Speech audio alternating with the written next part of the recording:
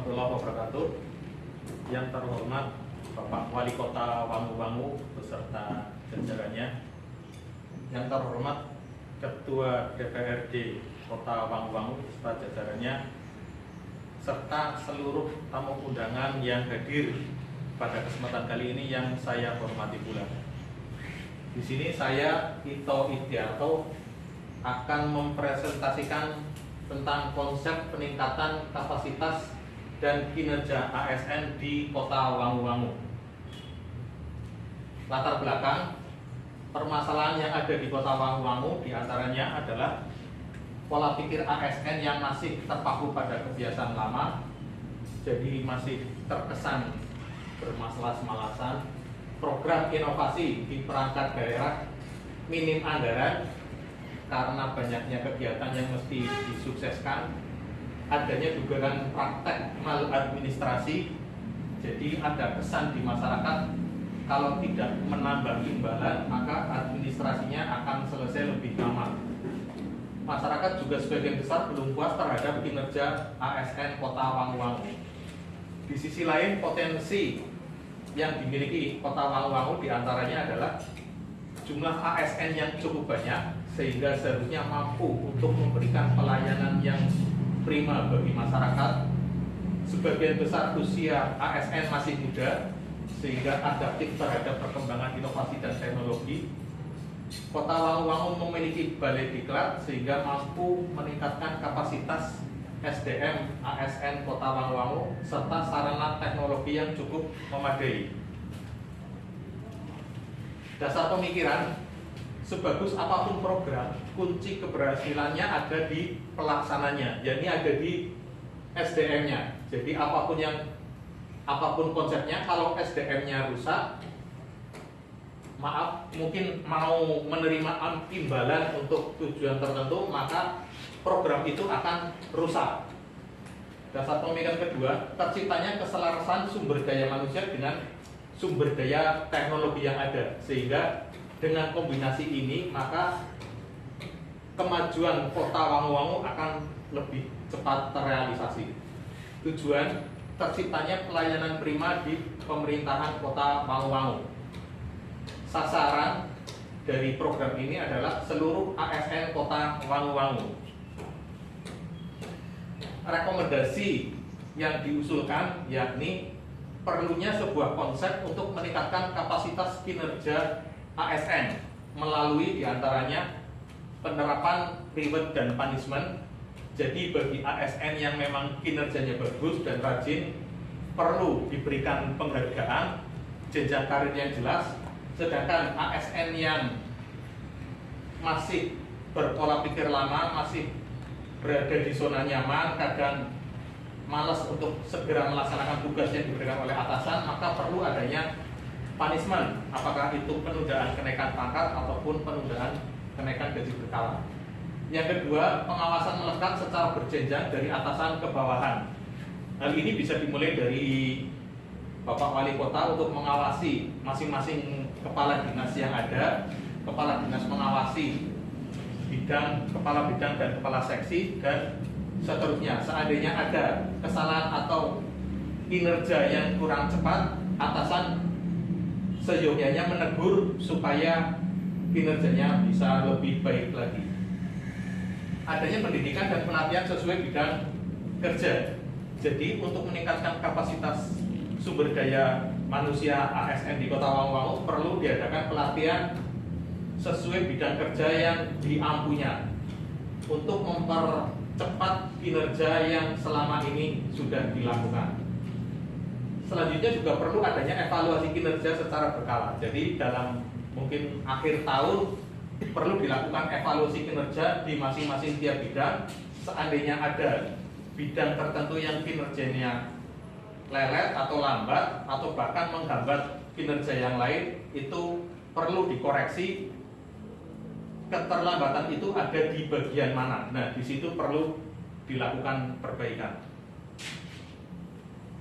Kendala yang dihadapi untuk program ini diantaranya adalah banyak ASN senior yang sudah sepuh, mungkin menjelang pensiun, itu lebih sulit untuk menyesuaikan dengan sistem yang akan dibangun.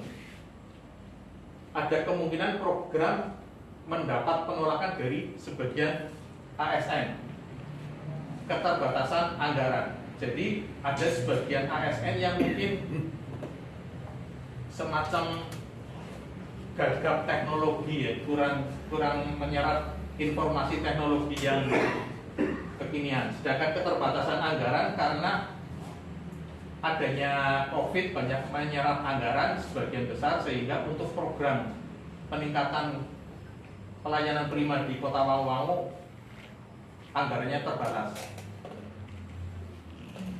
Selanjutnya, tindakan untuk mengatasi kendala tersebut diantaranya adalah menerapkan pendekatan sosialisasi bagi ASN senior. Jadi diajak diskusi tentang manfaat yang akan diperoleh terutama bagi masyarakat Kota Wangu-Wangu. Seandainya sudah dilakukan sosialisasi, diharapkan ASN semua mendukung program Wali Kota Wangu-Wangu. Selanjutnya, sosialisasi secara intensif dan berkesinambungan.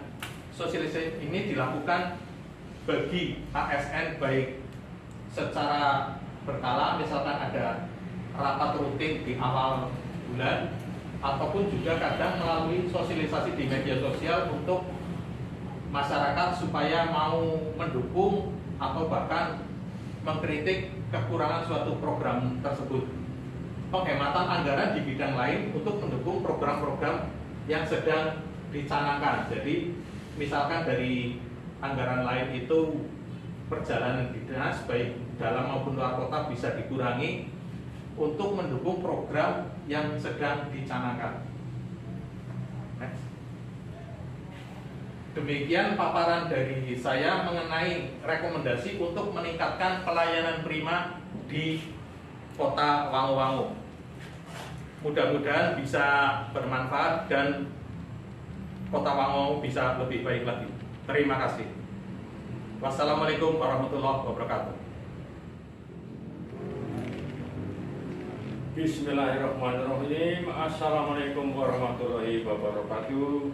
Yang saya hormati Bapak Wali Kota Wangu-Wangu, Bapak Ketua DPRD Wangu-Wangu, Bapak Ketua Bapeda Wangu-Wangu, dan segala yang hadir yang terhormat. Perkenankan saya mempresentasikan rekomendasi tim pembenahan pelayanan publik atau TP3 menuju Wangu-Wangu sebagai kota pelayanan publik digital oleh Agus Slamet Hamarsudi SST, Dinas Pertanian Kabupaten Purbalingga, nomor tes D050-21050. Materi disampaikan sebagai salah satu tugas uji kompetensi penyuluh pertanian Kamis 2 September 2021. 1. Latar belakang. Kota Wangu-Wangu pernah memperoleh penghargaan inovasi pelayanan publik. Pemerintah setempat berusaha untuk mempertahankan penghargaan tersebut. Namun demikian, ternyata terjadi beberapa masalah yang berhubungan pelayanan publik, antara lain: A. ASN sulit beradaptasi dengan perubahan. B. Kurangnya transparansi informasi dan prosedur pelayanan publik. C. Adanya dugaan praktek maladministrasi atau uang. D. Adanya diskriminasi terhadap kelompok minoritas. Dan E. ASN meninggalkan tempat tugas untuk pribadi. 2. Tujuan. Rekomendasi yang dirumuskan oleh tim percepatan pembenahan pelayanan publik atau TP3 bertujuan untuk memperbaiki penyelenggaraan pelayanan publik di Kota Wangu-Wangu. 3. Rekomendasi. Rekomendasi yang diusulkan oleh tim A adalah kita laksanakan kajian teknis ekonomi dan sosial. Teknis artinya rekomendasi harus bisa dilaksanakan secara teknis oleh masyarakat dan tidak memberi peluang pelanggaran di pihak ASN. Secara ekonomi adalah tidak merugikan masyarakat atau memudahkan masyarakat, dan secara sosial diterima program tersebut oleh masyarakat. B. Membuat desain perencanaan. Setelah dikaji, 3 poin pokok adalah kita buat desain perencanaan. Yang C, kita tugaskan petugas sesuai dengan job keahlian masing-masing. Dan D, kita lakukan monitoring dan evaluasi. Dan E adalah digitalisasi pelayanan publik.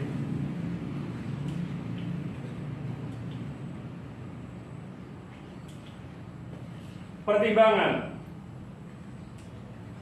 A.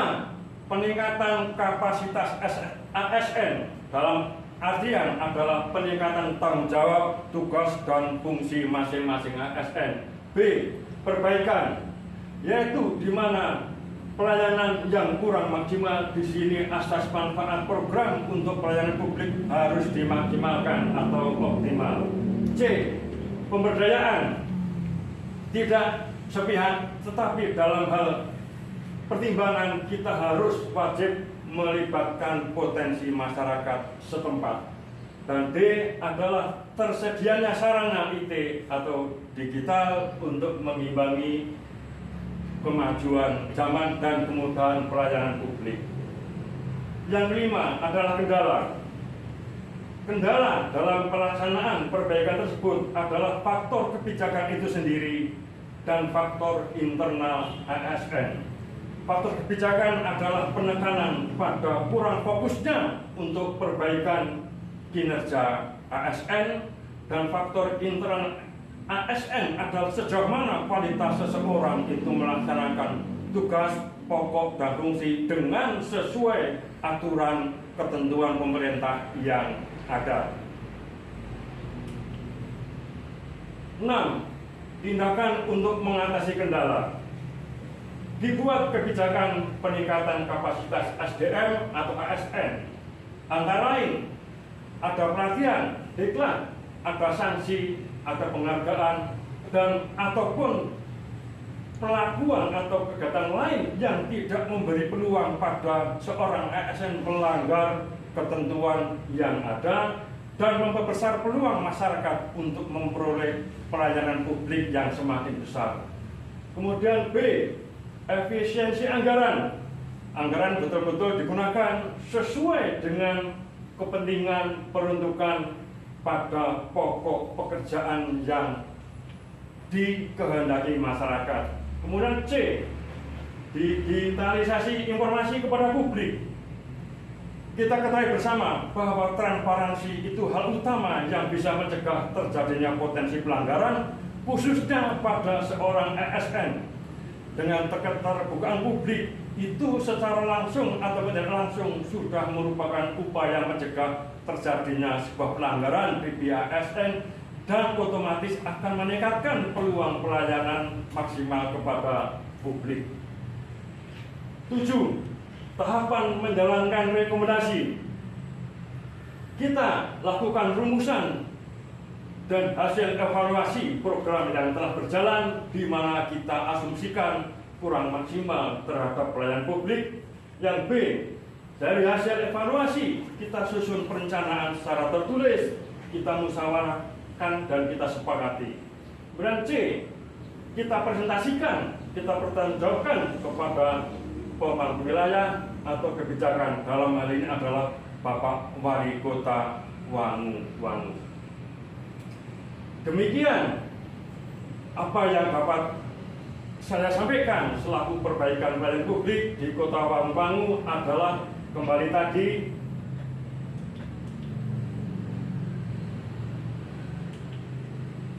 adalah kita laksanakan kajian teknis, kemudian buat desain perencanaan, beri tugas seseorang sesuai dengan keahlian, monitoring dan evaluasi pelaksanaan program, dan digitalisasi pelayanan publik.